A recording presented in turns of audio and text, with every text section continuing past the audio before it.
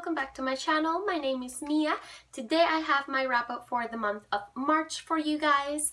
Each month just seems to go faster and faster, and I don't even know where the month of March went to. It was a very busy month for me and I didn't have too much time to dedicate to my reading, so I was very stressed out about it and I was struggling. But in the end, once I collected all the books that I read, I did pretty good. I had a total of 7 reads and a total of I think it was 1,522 pages, and that's not including the comic books that I read. Out of the 7 things I read this month, 2 were comic books, 1 was a poetry collection, and 4 were novels. Out of which 1 was a contemporary romance, 1 was a historical fiction novel, and 2 were contemporary fiction novels. When it comes to the ratings, I gave 4 of the books 5 stars, 2 of the books 4 stars, and 1 of the books 3 stars. I am very pleased with what I read this month, especially because so many of the books that I read were ridiculously enjoyable and I loved reading about them. The topics this month, for some reason, just ended up being very serious topics, and the books were quite intense, and I don't even know what to tell you about these books, so I'll keep it brief because I do plan on doing book reviews on most of them since I have so much to say and I haven't been able to put all my thoughts together in a way that it could actually explain to you what the book is about and what I thought of it, because I don't really even know how to express what I thought of them yet. I still have them in my head, but I'll just tell you a little bit about each of the things that I read and what led me to give it the rating that I gave it. I'll start with the lowest rating of the month and I'll move my way up to my favorite reads of the month. We'll start with my first and only 3-star read, which was Lola XoXo, and this is by Saya Oms. This was pretty interesting. The art style was absolutely gorgeous. I enjoyed the art so much.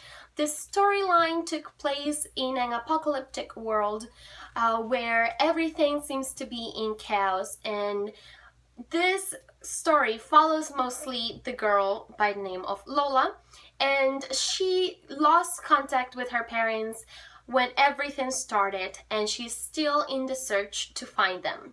The biggest issue that I personally had with the story was that Lola is supposed to be this trained and just very strong and powerful girl. She's just strong-minded and strong physically, and her personality didn't quite match very well what she was supposed to be. She was very childlike in her thought process and it read a bit immature, so I didn't like that too much. However, I'll probably still read the next volume because I'm intrigued to see how the story changes, and I'm intrigued to see if she herself changes as a character in the story. I also would love to see more of this artwork because the art was amazing. That is just a little sneak peek so that you get an idea of what the art looked like. I thought it was beautiful. The coloring was very beautiful.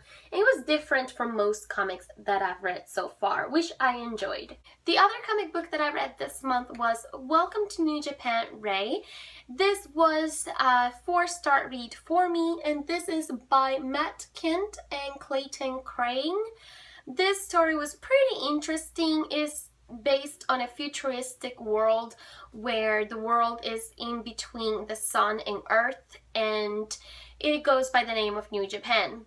There's all kinds of different areas to this world, and Ray is basically this cyborg cop samurai kind of guy. He is the defender of New Japan and its people, and he services father, who is this law image kind of thing. And basically the story is packed of action. It takes place after a body is found after I don't know how many years the first murder happens, and he is to investigate what happened, why this person was killed and bring judgment to them. He finds other things in regards to himself that change his train of thought and make him question his entire existence. It was a pretty interesting read. It had some flaws here and there, but overall I really did enjoy the read, and I will probably pick up the next volume.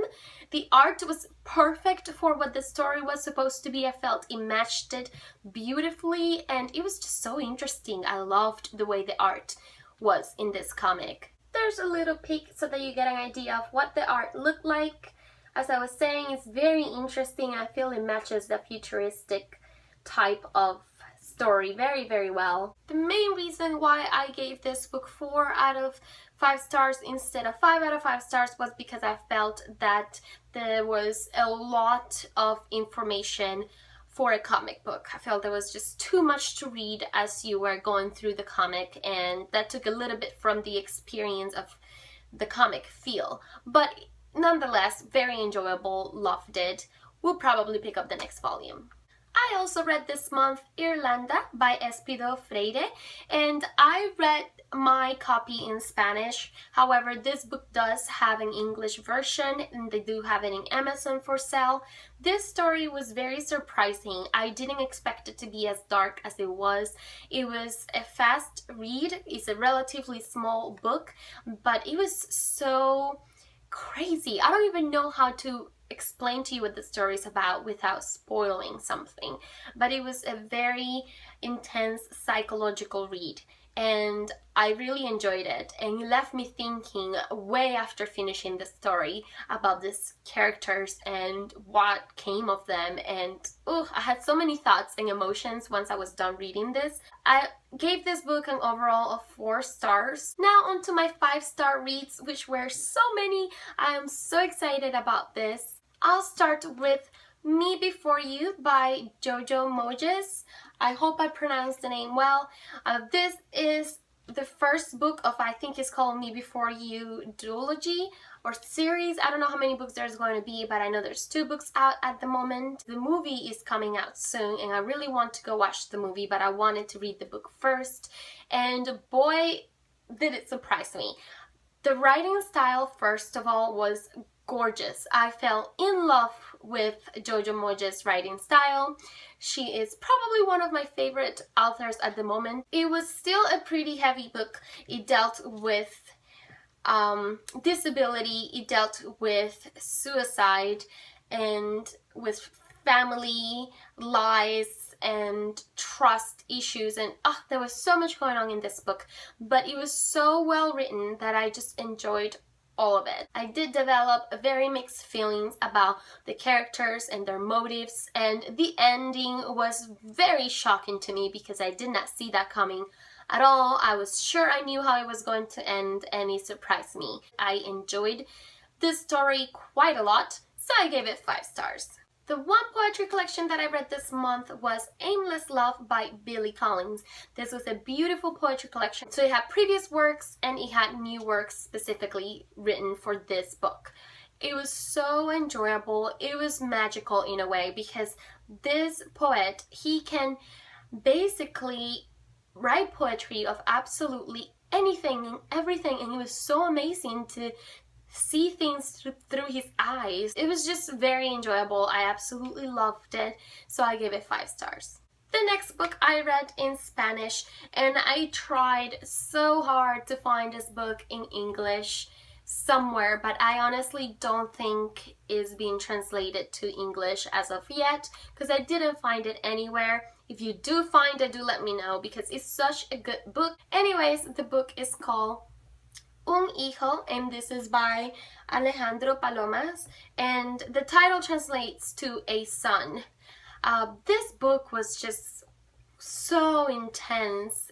Basically, it's a psychological book where you've got this psychologist in school and this young boy and this father and this teacher. One of the teachers feels that there's something going on with this child's life because he's too positive, he's too happy, but his eyes speak of age, and his eyes just seem so mature for a child his age. And little by little you start to see things through this child's eyes and realize what is actually happening, and, you know, try that way to help him. It's insane to realize how kids observe things and absorb everything from their surroundings, and how they can tell what is going on. And sometimes the children is the one that ends up helping the adults. It left me thinking and involved with the story way after I was done reading it. So I highly recommend it. The last book that I read this month left me mentally handicapped.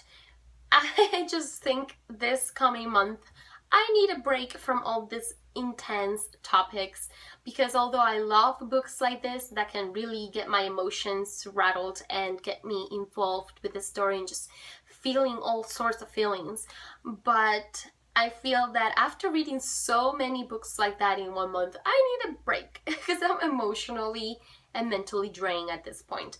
But this book was just amazing, and that book is The Book of Night Women by Marlon James. This was easily the most intense story I've ever read in my life.